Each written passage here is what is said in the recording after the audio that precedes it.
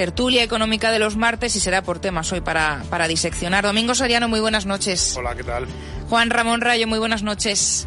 ¿Qué tal? Buenas noches. Bueno, a ver, vamos a empezar fuerte además. La noticia, el dato lo hemos conocido, Domingo, Juan Ramón, en estas últimas horas. España recaudó 50.000 millones más en el año 2021. 50.000 millones por impuestos y cotizaciones sociales. Eso es el 39% del Producto Interior Bruto y la presión fiscal crece el doble que en la eurozona. Los datos, Domingo, son de Eurostat. Hoy el Confidencial, entre otros digitales, que se hace eco de estas cifras, recuerda, porque bueno, pues siempre viene bien ponerlo en valor, que durante los 4 años de gobierno del Partido Socialista, de Pedro Sánchez, los últimos 3 en coalición con Podemos, España, nuestro país, ha aumentado 3,6 puntos su presión fiscal. ¿Eso cuánto es? Pues eso es 6 veces más que la media de sus socios. ¿Es España un infierno fiscal, Domingo? Bueno, depende con quién lo compare. Habrá alguno que diga, depende con quién lo comparemos. En mi opinión sí, porque además casi siempre hacemos mal esta comparación. ¿Por qué? Porque comparamos a España con los países de la Unión Europea o los países de la eurozona. ¿Y por qué digo que me parece mal esta comparación? Pues por varios motivos. La primera es que normalmente planteamos simplemente la cuestión del ingreso y no tanto del gasto. En gasto no estamos tan lejos incluso de los países de la Unión Europea y de la eurozona, que al final es lo importante. Es decir, porque el ingreso, digamos que el gasto, si no va acompañado del ingreso, es ingreso que tendrás que hacer en el futuro de alguna forma. Sí. Pero incluso si nos fijamos solo en los ingresos y en los impuestos, y esta comparación que se hace en algunas ocasiones de que España tiene una presión fiscal inferior a los países de la eurozona, yo siempre digo lo mismo. Cuidado, normalmente en las comparaciones internacionales debemos tratar de compararnos con aquellos que mejor lo están haciendo. Es decir, si miramos las notas de PISA en educación, pues no miramos a los países que lo hacen peor, miramos a los países que están sacando mejor nota o que sus alumnos parece que están mejor preparados. Y en cualquier otra métrica de seguridad, pues lo mismo, no miramos a los países que son un desastre y que sus ciudades son muy peligrosas, sino a aquellos que tienen unos índices de criminalidad más bajos. Pues cuando miramos métricas económicas y decimos, no, los datos de presión fiscal en España, los países de la eurozona, Europa es la región menos dinámica, que menos ha crecido y que menos ha hecho que menos crecimiento económico ha generado, tanto interior como innovaciones, nuevos desarrollos en los últimos 15, 20, 30 años. Y dentro de Europa, el que mejor lo ha hecho, que es Irlanda, es el país que tiene menos presión fiscal. Entonces, lo que quiero decir es, ¿por qué nos comparamos con esos países de la eurozona, que no son precisamente, desde un punto de vista económico, un referente por haberlo hecho bien, y dentro de los países de la eurozona, ¿por qué no nos comparamos con los que mejor lo han hecho, que serían los países del este o Irlanda, que son los países que tienen menos presión fiscal? Al final, esa comparación. Entonces, claro, me dices, ¿España es un infierno fiscal?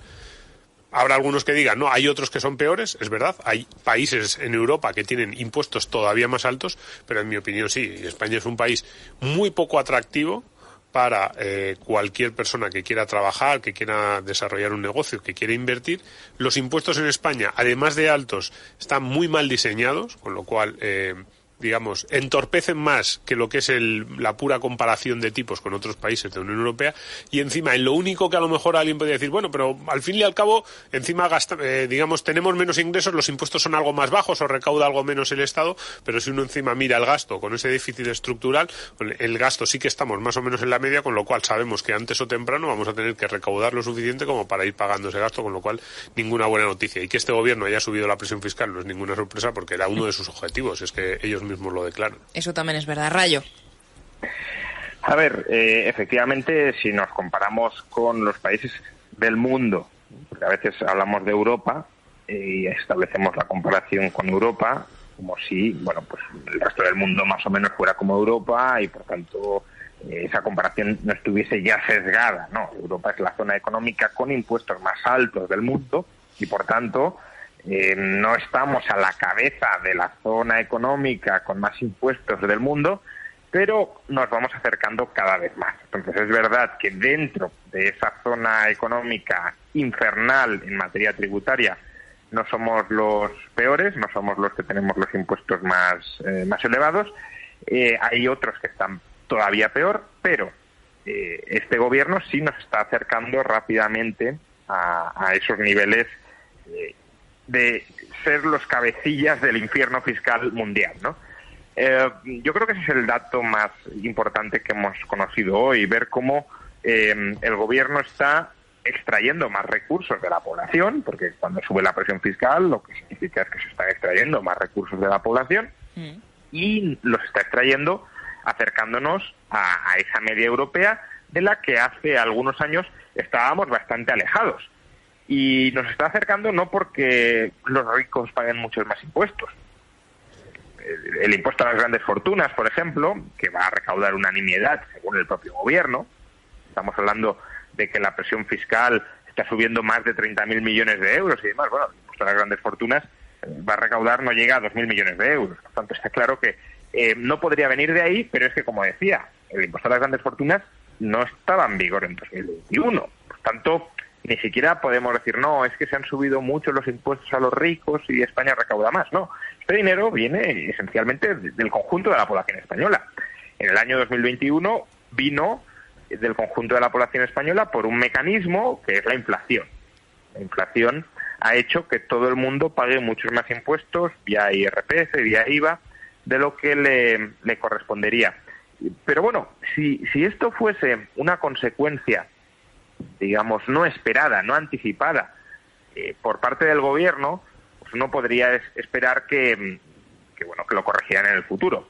No habíamos previsto la alta inflación ha arrojado unos ingresos extraordinarios. Nuestro objetivo no era saquear con más fiscalidad a la población española, por tanto en los próximos años vamos a intentar corregir esta desviación y vamos a regresar a una presión fiscal similar a la que teníamos pues en 2018 o en 2017, que ya era alta, no estoy diciendo que fuera baja. Sí. Pero no, este gobierno, cuando digo este gobierno me refiero a los dos partidos que lo conforman, tenían y siguen teniendo un objetivo muy claro, que es disparar la presión fiscal dentro de España. Lo llevan los dos en sus programas electorales, acercar la presión fiscal de España a la media europea, y está también en el acuerdo de gobierno de ambos partidos. Por consiguiente, yo no sé si ellos han pronosticado que la inflación les iba a arrojar una recaudación extraordinaria y han abrazado anticipadamente esa perspectiva. Lo que sí sé es que la inflación les ha venido muy bien para acelerar unas dinámicas que ellos ya tenían pensado aplicar. Y esas dinámicas es que el Estado extraiga cada vez más recursos de la ciudadanía española. Y eso es lo que se está haciendo y eso es lo que se va a seguir haciendo, continúe la inflación o desaparezca la inflación. Si continúa la inflación lo seguirán haciendo a través de la inflación, si no lo harán subiendo otros impuestos, porque su objetivo es ese, extraer muchos más recursos de la población para poder gastarlos por su cuenta. Extraer más recursos de la población, 50.000 millones más de recaudación tributaria que sigue subiendo y luego pues nos echamos las manos a la cabeza con noticias como la siguiente. Si os parece, vamos a abrir un pequeño bloque de vivienda porque en estas últimas horas se han acumulado varios titulares bastante alarmantes como los siguientes.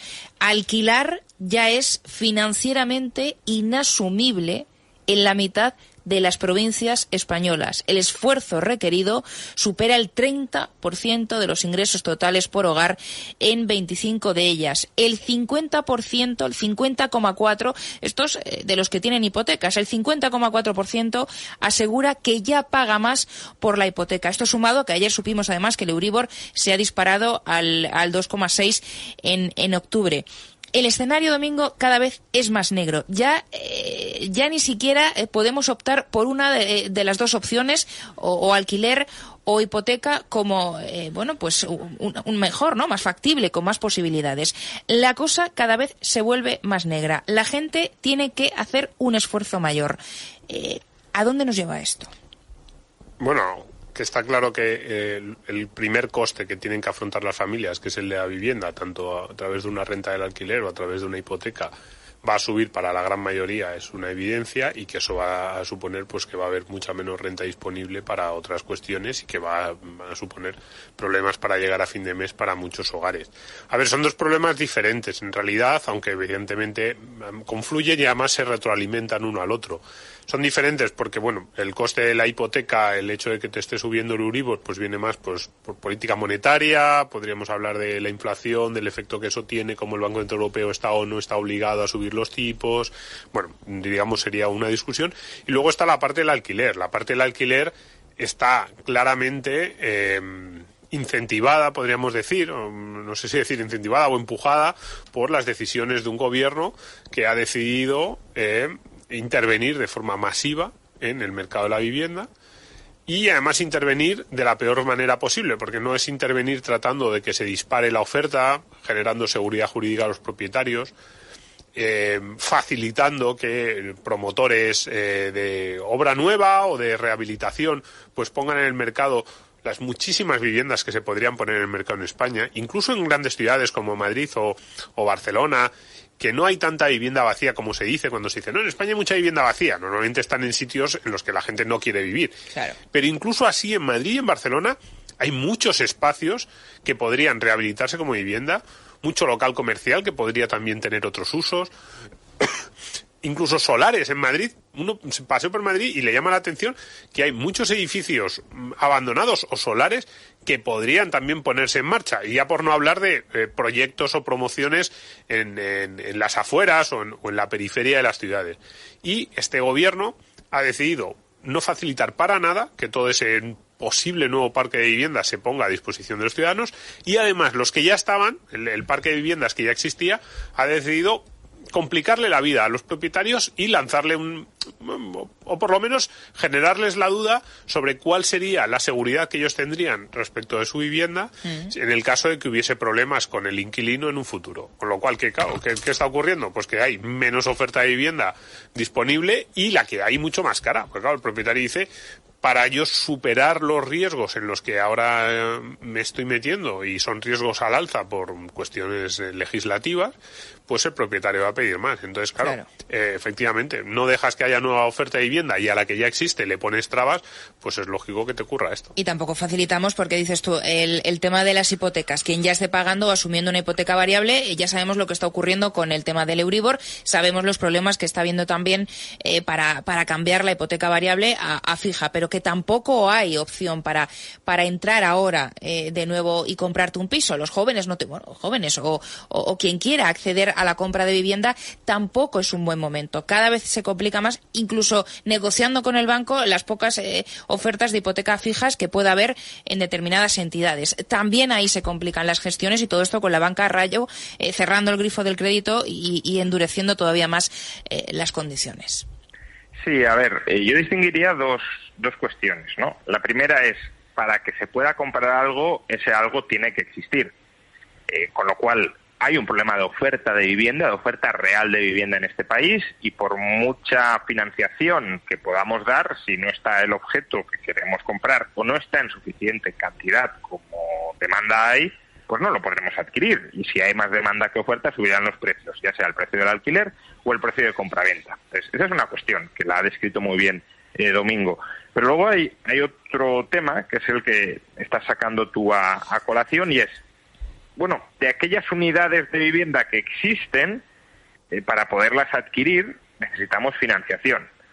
No para alquilarlas, sino para comprarlas, para convertirnos en propietarios. Sí. Esa financiación o la tenemos ya de fábrica, es decir, ahorro propio, que no suele ser el caso, porque un piso tiene un precio muy elevado y por tanto lo normal no es pagarlo al contado, o es financiación ajena, es decir, nos la da el banco. ¿Cuál es el problema ahora mismo? Pues que el Banco Central Europeo, también la Reserva Federal en Estados Unidos, la mayor parte de los bancos centrales en el mundo, están cerrando el grifo del crédito. Claro. Y eso, que es una decisión política de los bancos centrales, se termina trasladando a la banca privada, porque es que si los bancos privados siguieran con el grifo del crédito abierto, los bancos centrales restringirían todavía más el crédito que les dan a los bancos hasta que estos terminaran cerrándolo. Por tanto, los bancos están haciendo aquello que los bancos centrales quieren, buscan, pretenden que hagan. Pero ¿por qué los bancos centrales quieren cerrar el grifo del crédito? Porque parece que a los bancos centrales les haya dado ahora por ahí, vamos a fastidiar a los ciudadanos y que no puedan acceder a un crédito barato para, por ejemplo, comprar una vivienda. Pues están cerrando el grifo del crédito porque se ha disparado la inflación y el instrumento que tienen los bancos centrales para contrastar esa inflación tan históricamente elevada es restringir, cerrar el grifo del crédito. Pero de nuevo, ¿por qué se ha disparado la inflación? Algunos nos dicen que es por Putin, por los cuellos de botella. Bueno, todo eso puede haber influido, pero hay un factor clave que sin duda influye, sobre todo en Estados Unidos, pero también en Europa, que es los excesivos estímulos monetarios y fiscales, y remarco lo de fiscales porque son casi más importantes que los monetarios, que se produjeron durante el año 2020 y durante el año 2021. Cuando nos decían, el Estado ha vuelto durante la pandemia y nos demuestra que se puede intervenir en la economía sin que se rompa nada, sin que haya grandes quebrantos. Bueno, los quebrantos y los rompimientos los estamos sufriendo, los estamos experimentando ahora en forma de alta inflación y en forma de restricción de acceso al crédito. Por tanto, ha sido la prosperidad, entre comillas, los excesos, la exuberancia del sector público, del Estado, lo que ahora está cerrando, lo que ahora está pauperizando al sector privado y a muchos jóvenes y no jóvenes a la hora de obtener financiación para poder adquirir una vivienda. Bueno, pues la cosa no tiene muy buena pinta, Rayo, Domingo. Yo no sé, en los próximos días iremos actualizando más noticias, más información de este y otros asuntos. Por supuesto, quedáis emplazados para el martes que viene, tertulia económica ya con Dieter. Muchísimas gracias, Domingo. Muchas gracias, Rayo. Gracias. Buenas noches.